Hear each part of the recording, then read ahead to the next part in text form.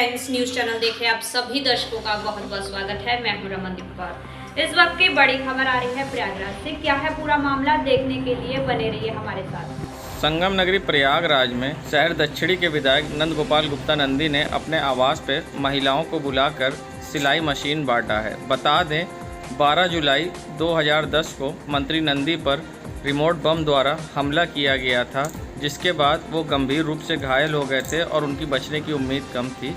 जिसके बाद उनके लिए दुआओं लोगों ने की और उनका पुनर्जन्म हुआ।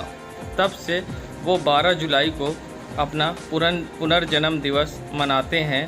पुनर्जन्म दिवस की पूर्व संध्या को मंत्री नंदी ने 100 से ज़्यादा महिलाओं को इलेक्ट्रॉनिक मशीन सिलाई की बांटी और उन्हें आर्थिक सहयोग के रूप में मशीन देकर उनकी मदद की। देखिए, आज से 11 साल पहले मेरे ऊपर रिमोट बम द्वारा प्राणघातक हमला किया गया। तो हमारे बीच में हमारे साथी नहीं रहे। 2010 की ये घटना है। 2011 से लगातार समर्थक और सहयोगीगण पुनर्प्राप्त जन्मोत्सव मनाते हैं। कोविड को देखते हुए इस साल और पिछले साल भी ये उत्सव नहीं मना पाए, या उसका बृहद रूप, जैसे बहुत भीड़ होती है, वर्ल्ड बुक ऑफ रिकॉर्ड में भी आया था, पीछे 2 लाख से ज़्यादा लोग इकट्ठे हुए। तो इस बार हम लोगों ने सोचा कि क्यों ना हम उन बहनों को आत्मनिर्भर बनाएं जो एक सिलाई मशीन दे करके, हाथ की मशीन होती है तो मान लीजिए 10 कपड़ा ही सिल पाते हैं, पैर वाली मशीन लगा दी तो 20 कपड़े सिल पाते हैं। तो मोटराइज मशीन है जिससे 50-100 सिल करके वो 2 पैसा ज़्यादा कमा सकें। आर्थिक रूप से मजबूत बनाने के लिए इन सभी बहनों के लिए हमने अपनी विधानसभा में 100 सेक्टरों में बांट करके एक सेक्टर से एक लोगों को बुला करके दिया। शहर दक्षिणी के विधायक नंद गोपाल गुप्ता नंदी ने अपने पुनर्प्राप्त जन्म दिवस के मौके से पूर्व संध्या पर उन्होंने बड़ा ऐलान किया है। साथ ही उन्होंने मछुआरा समाज, बढ़ई, प्लम्बर और कई अन्य वर्ग को मदद देने का ऐलान किया है। साथ ही उन्होंने मछुआरे समाज को साइकिल और आइस बॉक्स और नगद रुपए और बढ़ई समाज के लोगों को और प्लम्बरों को किट और पैसे देने की बात कही। देखिए, आज से 11 साल पहले मेरे ऊपर रिमोट बम द्वारा प्राणघातक हमला किया गया। तो हमारे बीच में हमारे साथी नहीं रहे। 2010 की ये घटना है। 2011 से लगातार समर्थक और सहयोगीगण पुनर्प्राप्त जन्मोत्सव मनाते हैं।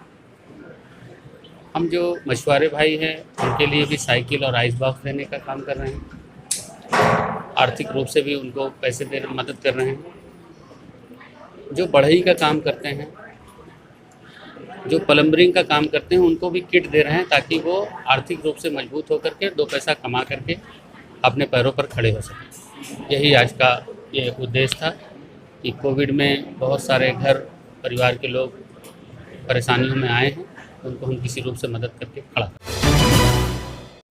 खुश हो जाइए, आप प्रयागराज स्मार्ट सिटी में हैं। जी हाँ, प्रयागराज स्मार्ट सिटी के रामबाग जंक्शन है, जहाँ पर आप देख सकते हैं किस तरह से रेलवे ट्रैक पर यहाँ आवारा पशु घूम रहे हैं। ये वो रेलवे ट्रैक है जहाँ पर ट्रेनें आती हैं स्टेशन पर और यहीं से जाती हैं, मगर उसके बावजूद आप देख सकते हैं किस तरह से यहाँ पर खुले में रेलवे ट्रैक पर आवारा पशु घूम रहे हैं। ना कोई इनको रोकने वाला है, ना ही टोकने वाला, ना ही हटाने वाला। कैसे ये जानवर रेलवे ट्रैक पर पहुँचे और कैसे यहाँ पर घूम रहे हैं, ये अपने आप में एक बड़ा सवाल होता है कि जहाँ एक आदमी स्टेशन पर बिना चेकिंग के अंदर नहीं घुस सकता, मगर वहाँ पर ये आवारा पशु किस तरह से घूम रहे हैं और स्टेशन पर कोई इनको रोकने वाला नहीं। संगम नगरी प्रयागराज में जल्द ही प्रयागराज एयरपोर्ट अब इंटरनेशनल एयरपोर्ट में तब्दील हो जाएगा और आप सीधे यहाँ से अंतर्राष्ट्रीय हवाई उड़ान भर सकेंगे। बता दें, मंत्री नंदी ने बताया कि महज प्रयागराज का एयरपोर्ट 11 महीने में बनकर तैयार हुआ और जिसके बाद उसके हालात बदले। साथ ही मंत्री नंदी ने कहा सीएम योगी और पीएम मोदी के नेतृत्व में यह विभाग मिला है और जल्द ही यूपी ऐसा प्रदेश होगा जहां पर 5 पहले इंटरनेशनल एयरपोर्ट है और छठा भी जल्द आएगा। ऐतिहासिक महत्व है और ऐतिहासिक धरती है। अगर हम पॉलिटिकल राजधानी की बात करें तो वो दिल्ली है। आर्थिक राजधानी जिस तरह से मुंबई कही जाती है, उसी तरह से आध्यात्मिक राजधानी प्रयागराज है।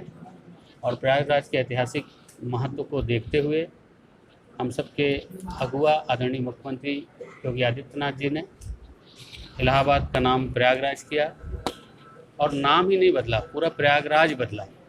आप देखिए कि पहले हम एयरपोर्ट जाते थे तो ऐसा लगता था किसी टाइप 2 या 3 के बंगलों में घुस करके तब हवाई पट्टी पर निकलते थे। माननीय मुख्यमंत्री जी की प्रेरणा से, प्रधानमंत्री जी के आशीर्वाद से और मुझे इस विभाग का चार्ज मिला, मात्र 11 महीने में इतना बड़ा एयरपोर्ट बन करके तैयार हुआ। और आज प्रदेश में अधिकतम प्रदेश और देश के बड़े शहरों से प्रयागराज जुड़ा है। निश्चित रूप से इतनी संख्या को देखते हुए इसको बढ़ाने का भी प्लान चल रहा है, उसके लिए भी हम लोग काम कर रहे हैं और जल्द ही प्रयागराज इंटरनेशनल एयरपोर्ट बने। और एक बात और हम आपको बता दें कि जब से मुझे ये चार्ज मिला है माननीय मुख्यमंत्री जी के मार्गदर्शन में, प्रयागराज देश का, उत्तर प्रदेश देश का पहला राज्य है जहाँ 5 इंटरनेशनल एयरपोर्ट हैं, 6वां भी आएगा। संगम नगरी प्रयागराज में जहां बार बार लोगों से अपील करी जा रही है मास्क और सोशल डिस्टेंसिंग को लेकर, मगर आप देख सकते हैं किस तरह से इस ऑटो में लोग भरे हुए हैं। ना चेहरे पे मास्क है, ना ही सोशल डिस्टेंसिंग। सबसे बड़ी बात, नियम कानून की किस तरह से धज्जियां उड़ाई जा रही है, ये आप अपनी स्क्रीन पर देख सकते हैं कि ऑटो में किस तरह से बच्चे और कई लोग भरे हुए हैं, मगर ना ही सोशल डिस्टेंसिंग है और ना ही चेहरे पे मास्क। जबकि कहा गया है कि किसी भी ऑटो में या टैक्सी पर सोशल डिस्टेंसिंग के साथ लोगों को बैठाया जाएगा और मास्क लगाना अनिवार्य होगा, जिसके बाद भी लोग को शायद कोरोना का खौफ नहीं है और लोगों ने ठान ली है कि उनको ना कोविड गाइडलाइन का पालन करना है, ना ही मास्क लगाना है। अब इस पर किस तरह की कार्रवाई होगी, ये देखने वाली बात होगी।